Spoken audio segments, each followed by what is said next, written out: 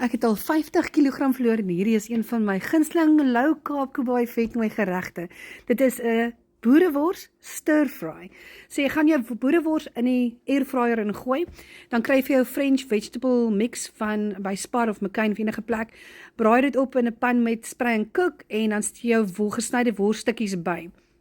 Sodra jy die worstukkies bygegooi het, gaan jy alles lekker deurroer en dan gaan jy net vir jou speserye bysit. Nou, ek het vir my Bokse Baas se spice gekry van Befok.